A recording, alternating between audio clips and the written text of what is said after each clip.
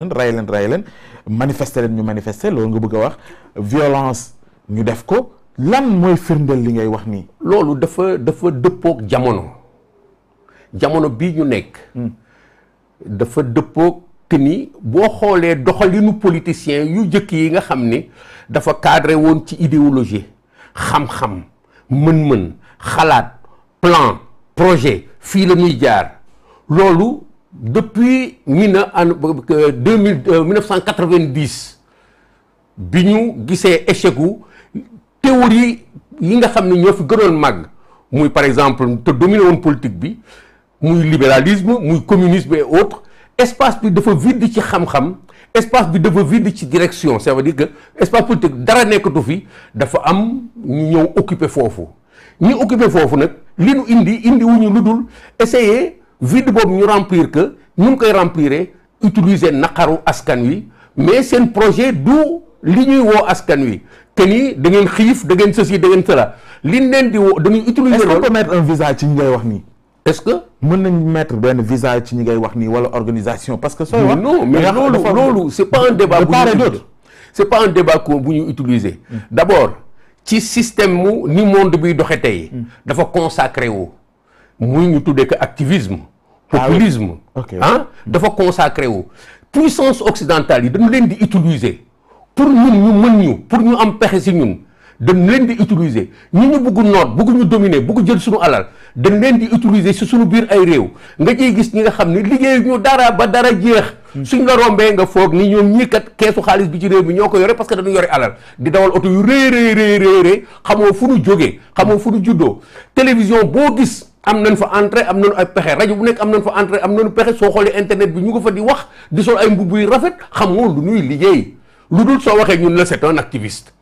dinaa ci tudd ay tur yu bari ay nit yi nga xam ni ay mouvement ay Y'en a marre ay Guy Marius Sagna ay comment France dégage ay Kémi Séba ay Nathalie Yamb ay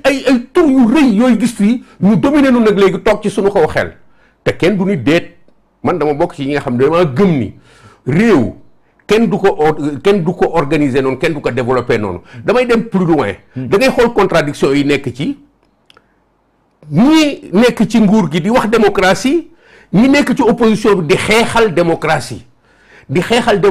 te ñun victoire bi ñuy posé yëpp mooy sunu démocratie na gën a fort est-ce que démocratie développement la est-ce que recette yóbbu réew ci mu nekk démocratie est-ce que développement la mais dafa mel ni ñun dañoo fat pourquoi parce que image boobu moom la Occident imposé sunu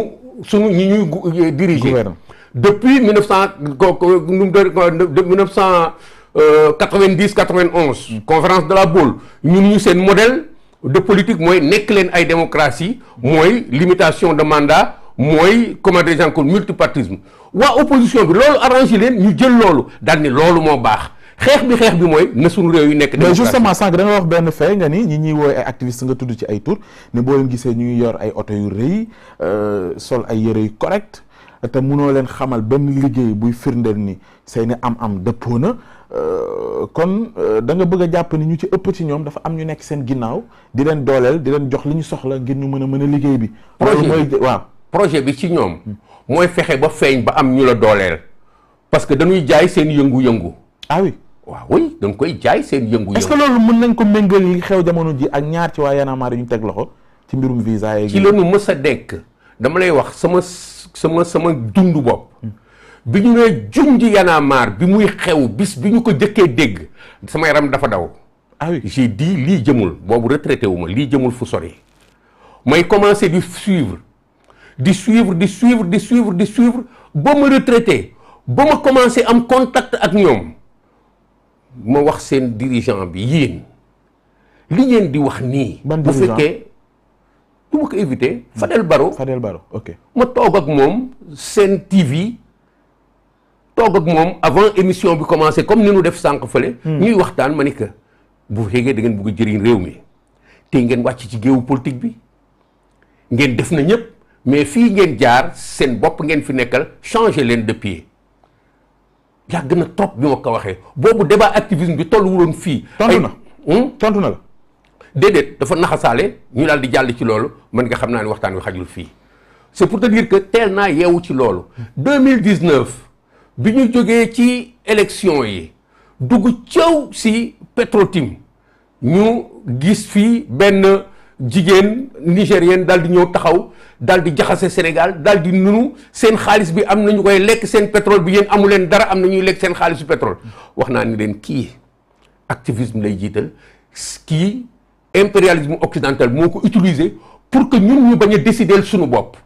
Pourquoi? Parce que il faut que ñuy créer fi ay yëngu-yëngu pour mën ñu dominer nga dem ci toujours Y'en a marre bi ngay wax. mais yàgg na ñëpp dégg fii ni ils sont à la solde de tel ils sont financés par tel mais dafa mel ni ñun dafa am lu leen di protéger.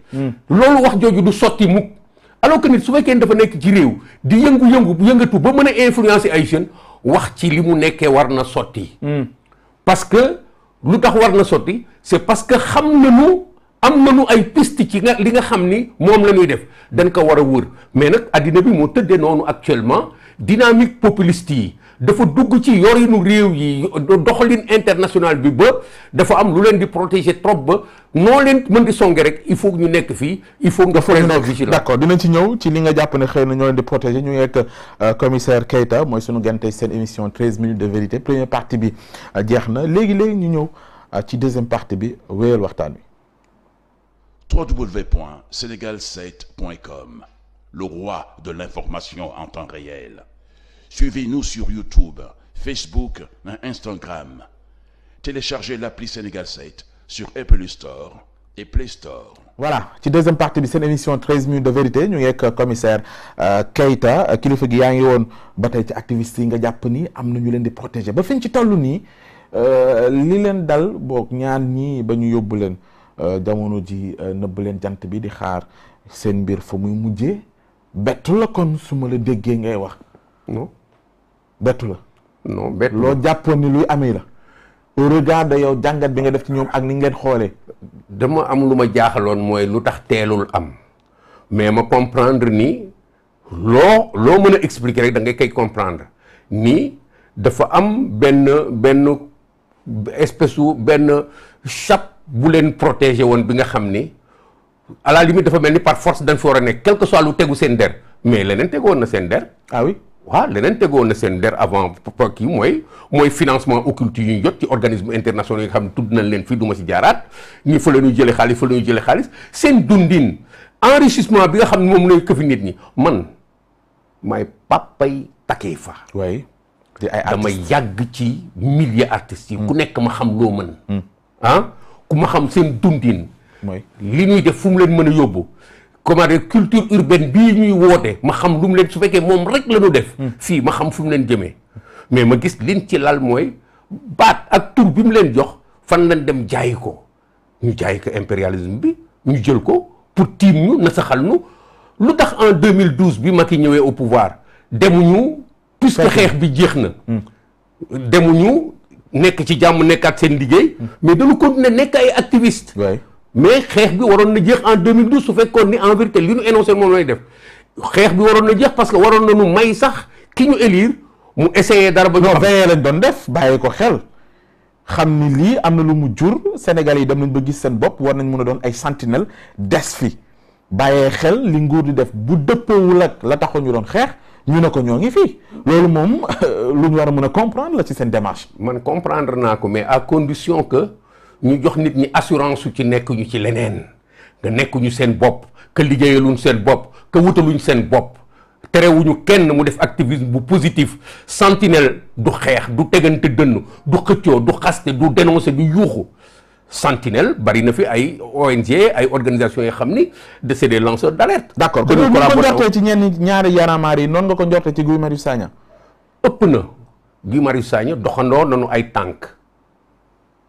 nañu ay tànk ci espace public bi fii mais bi ma comprendre ni ñii lu ñuy woote muy xëcc seen image mu dem ba ci kaw ñu nekk ay activistes seen projet nekk ay activistes la nekk activiste projet la. parce que dafa am njeexital ci seen situation bopp seen amin seen doxalin seen dundin dafa nekk c'est des influenceurs yi nga xam ne dafa nekk ci li nga xam ne moom mooy seen pexe pour bokk ci ñi jiite askan wi. oui mën nañu associé wu ak ñu bugg jiite askan wi c'est le cas aujourd'hui tous les activistes ñu ngi comment dire encore lëkkaloo ak Pastef bi nga xam ni c'est un semblant de projet de société bi nga xam ni énoncé bi yëpp mooy populisme dénoncer activisme ceci cela ak yaakaarloo nit ñi nii ëllëg bu rafet mën na am bi nga xam ni amul énoncé. kon yow gisoo ligne de démarcation entre Pastef comme parti bu bëgg a jiite réew ak ñi ngay woowe ay activistes jàpp nga ni ñoo bokk benn projet. bind naa ko publier naa ko avant tey pour wane relation bi nekk entre les différents activistes qui sont là dinaa ko cité waat encore xam naa du ko neex dina ma tontu xëy na muy Adama Gueye bien que xaw na am silence xaw na am recul. Maître Adama Gueye. non Adama Gueye. ah d'accord. waaye. ouais. waxuma maam Adama Gueye. Okay. Adama Gueye laa wax. d'accord bi nga xam ni aujourd'hui c'est le doyen des activistes qui a un discours qui ne va nulle part mais qui est extrêmement salé qui n'a de signification que parce que dama contre. Comment dirais-je encore bind naa ko pour wane relation bi nekk entre Sonko. Oui. ak Guy Marius Sagna bind naa ko pour wane. fii aar lu nu bokk taxaw ci bugg utiliser toujours population bi pour jañax leen ci réew mi ci àll bi ba bi population bi monsieur bañ a génn ñoom ñu wootee place de l'Obélisque manifestation kenn ñëwul ñu yeewu suba daal di mer ni population bi kenn mënu ko xeexal ñii ay lâche lañu da ngay génn bàyyi sa këfit ñoom ñu barricade seen kër réaction yu épidermique yooyu day wane ni ñoom nekkaluñ fi population bi ki nga xam ne da nga koy xëcc ci dara topp la ci mais da ngay dem seeti lu tax topp la ci mais doo yeewu suba di nga xas donc activiste yëpp ñoo bokk benn camp. kon yow da nga bëgg a wax ni kon lii ñuy yëngatu yëpp dañ cee am dara luy bàyyeekoo feneen di leen financer ci wàllu wi ngir ñu amee taxawaay bii duñ ci jóge loolu mooy expliquer peut-être. xëy na ñaari ci langue gi ouais. aspiration am dara bi ak am dara bi ñii ay piste génn pour ñu won ci ni am dara mooy seen niveau de vie ñenn ñi. loolu c'est sûr que li ñuy def am nañ ci ay secret mais am na lu ci jot a feeñ ba mu am ay réaction ay financement yu occulte financement yooyu ñu bokk ko ak ay partis yi nga xam ne dañu nekk fii ñu leen di tuumaal ci lu mel noonu ay financement Oxfam par exemple ñu ciy tuumaal autant activistes yi que ñu mel ni Pastef ak yeneen organisation ay relations yu lëndëm ñu leen ciy seet di leen gis autant Pastef par exemple que yenn activistes yi il faut ñu teewaat parce que askan wi la ñuy waxal. c'est ça le problème am na luñ ci gis am na luñ ci wut dama la wax nii rek activistes yi gën a am tur fii soo leen dégloo bu ñu yemalee analyse bi fii rek nga dégg leen nga seet seen passé nga seet ñoom ñooy kan seen projet yëpp activisme la te activisme boobu dafa linké wu ak ñi nga xam ne dañoo soxla pëccëxoo dañoo soxla situation bu anormale pourquoi est-ce que ngay gis ay nit ñi nga xam ni dañuy jógee France dem Mali taxaw ci mbedd mi wax ceci cela te am na ñi nga xam du leen attaqué pourquoi est-ce que Nathalie Yamb bi Russie engagé woon yi dañuy dem mu dem Mali daal di taxaw ceci cela pour contre France pour ceci cela ñun dañu war a élever suñu niveau de débat pour que population yi ñu mën leen jëriñ ci xalaat ak xam-xam pour libérer leen waxuma ni lépp lu nit ñiy def feneen baax na mais dama ni danger bi mooy ki nga xam ni da lay xeexloo di la wàccloo ci mbedd mi di la ñàkkloo sa bakkan te proposé wu la mais li may wax nii est-ce que nguur gi xam na ko parce que xam nañ ni yow da ngay jàppale ku mel ni président Macky Sall sentiroo ni seetaan la bu fekkee da nga jàpp ni lii nga junj taxawaayu activiste yi lëkkale ko benn parti boo tudd muy Pastef que danger la pour réew mi lu waral kon seetaan ngi ba fii. parce que réew dañ koy yore doo ko yore ci lu daal jóg rek nga daal du dóor yàpp. ah oui. waaw yéen a ngi gis fii li fi xew au mois de mars ay nit génn fi wax ay wax yu rëy def ay def yu rëy ci li nga xam ne warul woon àgg foofu ay bakkan tuuru si te pourtant ñu ngi dox ci mbedd mi c'est parce que fii réew mi tollu ñi ko yoree dañu am ay responsabilités yu bari yi nga xam ni soo leen xaaree ci ku yëngatu rek ñu dóor da nga leen di xaar ñu ñàkk rigueur réew mi dañu war a ànd ak dal ak teey lu muy régler ñu def ko lu tax xam ni yooyu phénomène yooyu daf leen fekk ci seen biir jamono. kon dañ koy gérer daal. dañ koy gérer ba gis fu mu génne fi nga xam ni du yàq te day defar carrément dañ koy gérer mais lu nekk dafa am fu muy jeexee jeexut leneen lépp jeexut il ne faut pas s'attendre à ce que nguur am na li nga xam ni ci réew bu amee rek day sotti. su sottee rek nit ñëpp d'accord ni sotti na mais sottin bi su fekkee da nga bëgg yow ni nga gisee mu sottee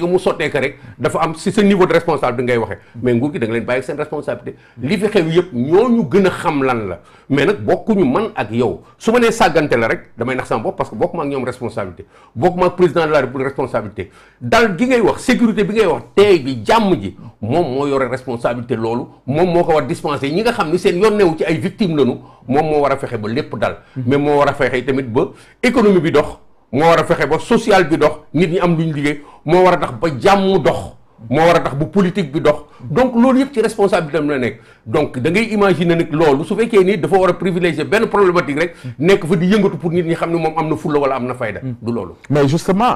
par rapport à la justice bu ñu ko wax dañ naan dooleem def ci peser trop ba ñuy sentir benn 2 poids 2 mesures ni nga ko waxee sànq ci ñaar ñii mu dal ci waa Y'en a marre ba ñu nëbb leen jant bi ca geneen wàll ga ñu ngi xaar li ngay wax ni na sotti ba léegi gis ñu luy wane ni xëy na jëm nañu ci fexe loolu leer muy passeport diplomatique yi ñu ciy tudd ñaari député ba sax njort ñeneen ñu waxagul seen tur ci mbir mi Bougazelli tamit jaar na fi